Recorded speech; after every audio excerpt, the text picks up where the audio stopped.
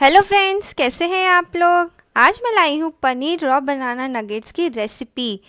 ये खाने में बड़े स्वादिष्ट होते हैं और जिसे आप उपवास में भी खा सकते हैं। तो चलिए स्टार्ट करते हैं।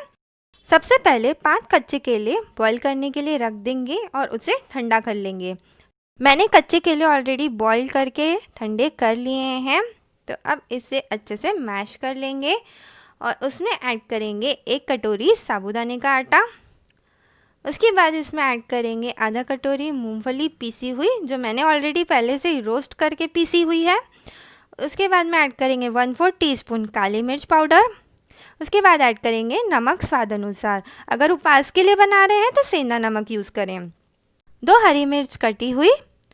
अब सारे इंग्रेडिएंट्स ऐड हो चुके हैं, तो अब इसे अच्छे से मिक्स कर लेंगे और एक अच्छा सा डो रेडी कर लेंगे।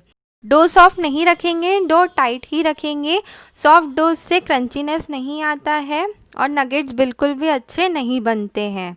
तो इस बात का ध्यान रखें और इसे ऐसे ही अच्छे से मिक्स करते हुए अच्छा सा डो रेडी कर लें। डो बिल्कुल रेडी हो चुका है, जैसे कि आप देख सकते हैं एकदम टाइट डो लगाया है। अब इसे छोटे छोटे सेक्शंस में डिवाइड कर लेंगे और छोटे छोटे नगेट्स रेडी कर लेंगे। बस ऐसे ही हाथ की मदद से इसे शेप दे देते हैं और अब इसमें एक पनीर का पीस हम स्टफ़ कर देते हैं और इसे अब चारों तरफ से बंद कर देंगे और ऐसे ही हाथ की मदद से इसे पूरा परफेक्ट शेप दे देंगे, जैसे कि मैंने दिया है। आप देख सकते हैं बहुत ही बढ़िया बना है। ऐसे ही हम सारे नगेट्स को रेडी कर लेंगे। सारे नगेट्स रेडी हो गए हैं। अब ये फ्राई करने के लिए बिल्कुल रेडी है, तो चलिए इसे फ्राई कर लेते हैं।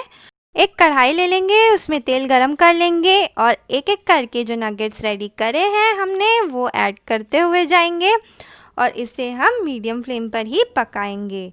मीडियम फ्लेम पर इसलिए पकाएंगे ताकि ये अच्छे से अंदर तक भी पक जाए और कच्चे ना रहे, और इसे सुनहरा होने तक पकाएंगे। जैसे कि देख सकते हैं ये अब बिल्कुल सुनहरे हो गए हैं और अच्छे से पक भी गए हैं। तो अब इसे एक सर्विंग प्लेट में निकाल लेते हैं और ये बिल्कुल खाने के लिए रेडी हो चुके हैं।